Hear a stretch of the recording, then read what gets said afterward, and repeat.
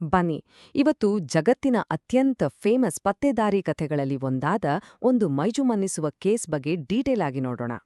ಕಣ್ಮುಂದೆ ತಂದ್ಕೊಳ್ಳಿ, ಲಂಡನ್ನ baker street 221B. ಹೊರಗಡೆ ಚಳಿಗಾಲದ ಜಿಟಿಜಿಟಿ ಮಳೆ. ಡಾಕ್ಟರ್ ವಾಟ್ಸನ್ ತುಂಬಾ ದಿನಗಳ ನಂತರ ಶರ್ಲಾಕ್ ಹೋಮ್ಸ್ನ ಭೇಟಿಯಾಗೋ ಬರ್ತಾರೆ. ಬಾಗ್ಲು ತೆಗೆದು ನೋಡ್ತ್ರೆ ಹೋಮ್ಸ್ ತನ್ನ ಕುರ್ಚಿಯಲ್ಲಿ ಕೂತು ಪೈಪ್ ಸೇದುತ್ತಾ ಏನೋ ಒಂದು ಆಳವಾದ ಯೋಚನೆಯಲ್ಲಿ ಮುಳುಗಿ ಹೋಗಿದ್ದಾರೆ. ಯಾವುದೋ ಒಂದು ವಿಚಿತ್ರವಾದ ಕೇಸ್ ಬರ್ತಿದೆ ಅಂತ ಅವರಿಗಾಗಲೇ ಅನ್ನಿಸ್ತಿತ್ತು. ವಾತಾವರಣ ಅಂತೂ ಸಖತ್ ಸಸ್ಪೆನ್ಸ್ ಆಗಿತ್ತು. ಕರೆಕ್ಟ್ ಆಗಿ ಅದೇ ಟೈಮ್ಗೆ ಹೊರಗಡೆ ಒಂದು ಕುದುರೆಗಾಡಿ ಬಂದು ನಿಲ್ಲೋ ಸೌಂಡ್ ಕೇಳುತ್ತೆ. ಆ ಗಾಡಿಯಿಂದ ಒಬ್ಬ ಎತ್ತರದ ವ್ಯಕ್ತಿ ಇಳಿದು ಒಳಗ್ ಬರ್ತಾನ. ಅಸಲಿ ಟ್ವಿಸ್ಟ್ ಅಂದ್ರೆ ಆತ ತನ್ನ ಮುಖಕ್ಕೆ ಒಂದು ಕಪ್ಪು ಮುಖವಾಡ ಹಾಕೊಂಡಿದ್ದ. ಇಮ್ಯಾಜಿನ್ ಮಾಡಿ, ರಾತ್ರಿ ಹೊತ್ತು ಮುಖವಾಡ ಹಾಕೊಂಡ ವ್ಯಕ್ತಿ ಬಂದ್ರೆ ಹೇಗಿರುತ್ತೆ? ಆತ ತನ್ನನ್ನ ಕೌಂಟ್ ವಾನ್ ಕ್ರ್ಯಾಮ್ ಅಂತ ಇಂಟ್ರೊಡ್ಯೂಸ್ ಮಾಡ್ಕೊಳ್ತಾನೆ. ಆದ್ರೆ ಶರ್ಲಾಕ್ ಹೋಮ್ಸ್ ಕಣ್ಣಿಗೆ ಮಣ್ಣೆರ್ಚೋದು ಅಷ್ಟು ಸುಲಭನಾ? ಖಂಡಿತ ಇಲ್ಲ. ಹೋಮ್ಸ್ ಅವರ ಹದ್ದಿನ ಕಣ್ಣುಗಳು ಆ ವ್ಯಕ್ತಿ ಯಾರು ಅನ್ನೋದನ್ನ ಆಗ್ಲೇ ಸ್ಕ್ಯಾನ್ ಮಾಡ್ಬಿಟ್ಟಿತ್ತು. ಇಲ್ಲೇ ನೋಡಿ ಹೋಮ್ಸ್ ಅವರ ಬ್ರಿಲಿಯನ್ಸ್ ನಮ್ಗೆ ಗೊತ್ತಾಗೋದು. ಆ ವ್ಯಕ್ತಿಯನ್ನ ಒಂದೇ ಒಂದ್ಸಲ ಮೇಲಿಂದ ಕೆಳಗೆ ನೋಡಿ ಹೋಮ್ಸ್ ನೇರವಾಗಿ ಹೇಳ್ತಾರೆ, ನೀವು ಸುಳ್ಳು ಹೇಳ್ತಿದ್ದೀರಿ, ನೀವು ಸಾಮಾನ್ಯ ವ್ಯಕ್ತಿಯಲ್ಲ, ನೀವು ಸಾಕ್ಷಾತ್ ಬೊಹೇಮಿಯಾದ ರಾಜ ಅಂತ. ಈ ಮಾತು ಕೇಳಿ ಆ ವ್ಯಕ್ತಿಗೆ ಅಕ್ಷರಶಃ ಶಾಕ್. ಬೇರೆ ದಾರಿನೇ ಇಲ್ಲದೆ ನಿಧಾನವಾಗಿ ತನ್ನ ಮುಖವಾಡ ತೆಗಿತಾನೆ. ಹೌದು, ಆತ ನಿಜವಾಗ್ಲೂ ಬೊಹೇಮಿಯಾದ ರಾಜನೇ ಆಗಿದ್ದ. ಹೋಮ್ಸ್ ಅವರ ಈ ಸ್ಪಾಟ್ ಡಿಟೆಕ್ಷನ್ ಇದೆಯಲ್ಲ, ಅದು ನಿಜಕ್ಕೂ ಅದ್ಭುತ. ಈಗ ಕಥೆಯ ಮೊದಲನೇ ಭಾಗಕ್ಕೆ ಬರೋಣ. ಅಪಾಯಕಾರಿ ರಹಸ್ಯ ಫೋಟೋ. ಅಸಲಿಗೆ ಈ ರಾಜನ ದೊಡ್ಡ ಸಮಸ್ಯೆ ಏನಾಗಿತ್ತು ಅಂತೀರಾ? ರಾಜ ತನ್ನ ಲೈಫ್ನ ಅತಿ ದೊಡ್ಡ ಪ್ರಾಬ್ಲಮ್ನಲ್ಲಿ ಸಿಕ್ಕಿ ಹಾಕೊಂಡಿದ್ದ. ಅದಕ್ಕೆ ಅವನಿಗೆ ಹೋಮ್ಸ್ ಸಹಾಯ ಬೇಕೇ ಬೇಕಿತ್ತು.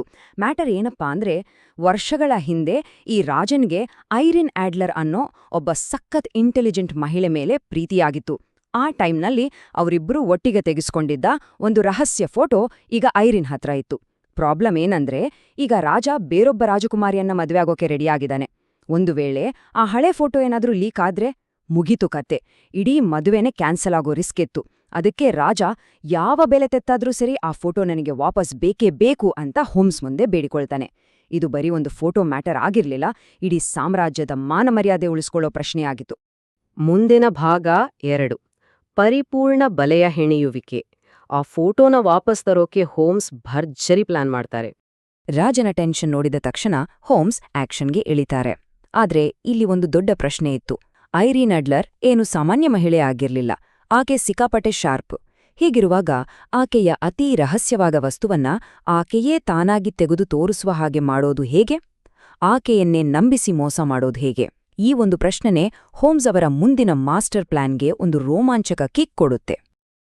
ಹೋಮ್ಸ್ ಅವರ ಆ ಬ್ರಿಲಿಯಂಟ್ ಪ್ಲಾನ್ ಹೆಜ್ಜೆ ಹೆಜ್ಜೆಗೂ ಹೇಗಿತ್ತು ಅಂತ ನೋಡೋಣ ಬನ್ನಿ. ಮರುದಿನ ಬೆಳ್ಳಗೆನೆ ಹೋಮ್ಸ್ ಒಂದು ಹಳೇ ಬಟ್ಟೆ ಹಾಕೊಂಡು ಬೀದಿಯ ಸಾಮಾನ್ಯ ವ್ಯಕ್ತಿಯ ತರ ವೇಷ ಬದಲಾಯಿಸಿ ಐರಿನ್ ಮನೆಯತ್ರ ಹೋಗ್ತಾರೆ. ಮಧ್ಯಾಹ್ನದ ಹೊತ್ತಿಗೆ ಅಲ್ಲಿ ಬೇಕು ಅಂತಾನೆ ಒಂದು ನಕಲಿ ಜಗಳ ಸೃಷ್ಟಿ ಮಾಡ್ತಾರೆ. ಜನ ಗುದ್ದಾಡ್ಕೊಳ್ತಿರುವಾಗ ಹೋಮ್ಸ್ ಸೀದಾ ಅದರ ಮಧ್ಯೆ ನುಗ್ಗಿ ತನಗೆ ಪೆಟ್ ಆಗಿರೋ ತರ ನೆಲಕ್ಕಿ ಬೀಳ್ತಾರೆ. ಐರಿನ್ಗೆ ಪಾಪ ಕರುಣೆ ಬಂದು ಗಾಯಗೊಂಡಿದ್ದ ಹೋಮ್ಸ್ನ ತನ್ನ ಮನೆಯೊಳಗೆ ಕರ್ಕೊಂಡು ಹೋಗ್ತಾಳೆ. ಆಕ್ಚುಲಿ ಹೋಮ್ಸ್ಗೆ ಬೇಕಾಗಿದ್ದಿದ್ದೇ ಅದು.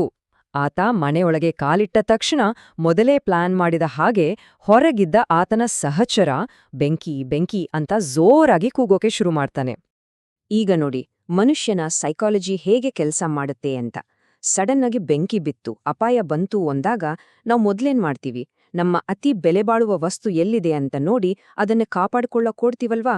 ಬೆಂಕಿಯ ಗಾಬರಿಯಲ್ಲಿ ಐರಿನ್ ಮಾಡಿದ್ದು ಅದನ್ನೇ. ಅವಳು ನೇರವಾಗಿ ಗೋಡೆಯಲ್ಲಿದ್ದ ಒಂದು ಸೀಕ್ರೆಟ್ ಜಾಗದ ಕಡೆಗೆ ಓಡಿದ್ಲು. ಆ ಫೋಟೋ ಅಡಗಿಸಿಟ್ಟಿದ್ದ ಜಾಗ ಅದೇ ಆಗಿತ್ತು. ಹೋಮ್ಸ್ ಮನಸ್ಸಿನಲ್ಲೇ ನಕ್ಕು, ಯಸ್, ಈಗ ಜಾಗ ಸಿಕ್ಬಿಡ್ತು ಅಂದ್ಕೊಂಡ್ರು. ತಾನು ಅನ್ಕೊಂಡಿದ್ದನ್ನು ಸಾಧಿಸ್ಬಿಟ್ಟೆ ಅನ್ನೋ ಸಂಪೂರ್ಣ ಖುಷಿ ಅವರಲ್ಲಿತ್ತು. 3ನೇ ಭಾಗ, ಸೋತ ಮಾಸ್ಟರ್ ಡಿಟೆಕ್ಟಿವ್. ಕಥೆಯಲ್ಲಿ ಇಲ್ಲಿ ಒಂದು ದೊಡ್ಡ ಟ್ವಿಸ್ಟ್ ಕಾಯ್ತಾ ಇತ್ತು. ಹಿಂದಿನ ರಾತ್ರಿ ಹೋಮ್ಸ್ಗೆ ಎಲ್ಲಿಲ್ಲದ ಕಾನ್ಫಿಡೆನ್ಸ್, ನಾಳೆ ಬೆಳಗ್ಗೆ ಹೋಗಿ ಆ ಫೋಟೋ ಎತ್ಕೊಂಡ್ಬರೋಣ ಅಂತ. ಆದ್ರೆ ಮರುದಿನ ಬೆಳಗ್ಗೆ ಹೋಮ್ಸ್, ವಾಟ್ಸನ್ ಮತ್ತು ರಾಜ ಐರಿನ್ ಮನೆಗೆ ಹೋದಾಗ ಕಂಪ್ಲೀಟ್ ಶಾಕ್. ಇಡೀ ಮನೆ ಖಾಲಿಯಾಗಿತ್ತು. ಹೌದು, ನೀವು ಊಹಿಸಿದ್ದು ಸರಿ. ಐರಿನ್ ಆಡ್ಲರ್ ಆಗಲೇ ಅಲ್ಲಿಂದ ಎಸ್ಕೇಪ್ ಆಗಿದ್ಲು. ಫೋಟೋ ತರೋಣ ಅಂತ ಹೋದವರಿಗೆ ಅಲ್ಲಿ ಸಿಕ್ಕಿದ್ದು ಕೇವಲ ಒಂದು ಪತ್ರ ಮಾತ್ರ. ಆ ಪತ್ರದಲ್ಲಿ ಏನಿತ್ತು ಗೊತ್ತಾ? ಪ್ರಿಯ ಮಿಸ್ಟರ್ ಹೋಮ್ಸ್, ನಿಮ್ಮ ತಂತ್ರ ನನ್ಗೆ ಗೊತ್ತಾಯ್ತು. ನೀವು ಬಹಳ ಬುದ್ಧಿವಂತರು. ಆದ್ರೆ ಈ ಬಾರಿ ನಾನ್ ಗೆದ್ದಿದ್ದೇನೆ. ಅಬ್ಬಾ, ಐರಿನ್ ಅಡ್ಲರ್ಗೆ ಹೋಮ್ಸ್ನ ಪ್ಲಾನ್ ಕಂಪ್ಲೀಟಾಗಿ ಅರ್ಥವಾಗ್ಬಿಟ್ಟಿತ್ತು. ಅವಳು ತನ್ನ ಪ್ರಿಯಕರನ ಜೊತೆ ಆಗ್ಲೇ ಬೇರೆ ದೇಶಕ್ಕೆ ಹೊರಟೋಗಿದ್ಲು. ಅವಳು ಫೋಟೋ ತಗೊಂಡು ಹೋದ್ರೂ ಕೂಡ ಅದರಿಂದ ರಾಜನಿಗೆ ಯಾವುದೇ ತೊಂದ್ರೆ ಕೊಡಲ್ಲ ಅನ್ನೋ ಪ್ರಾಮಿಸ್ ಕೂಡ ಪತ್ರದಲ್ಲಿತ್ತು. ಜಗತ್ತಿನ ನಂಬರ್ 1 ಪತ್ತೇದಾರನಿಗೆ ಸಿಕ್ಕಿದ ಅತೀ ದೊಡ್ಡ ಏಟು ಇದು. ಕೊನೆಯ ಭಾಗ 4 ಗೆದ್ದ ಆ ಮಹಿಳೆ. ಆ ಪತ್ರ ಓದಿದ ತಕ್ಷಣ ಹೋಮ್ಸ್ ಸಂಪೂರ್ಣ ಸೈಲೆಂಟ್ ಆಗ್ಬಿಡ್ತಾರೆ. ಅವ್ರ ಇಡೀ ಲೈಫ್ನಲ್ಲಿ ಮೊದಲ ಬಾರಿಗೆ ಯಾರೋ ಒಬ್ರು ಅವರನ್ನೇ ಪರ್ಫೆಕ್ಟ್ ಆಗಿ ಮೀರಿಸಿದ್ರು, ಅದು ಕೂಡ ಅವರು ಸ್ವಲ್ಪವೂ ಲೆಕ್ಕಕ್ಕಿಟ್ಕೊಳ್ದಿದ್ದ ಒಬ್ಬ ಮಹಿಳೆ.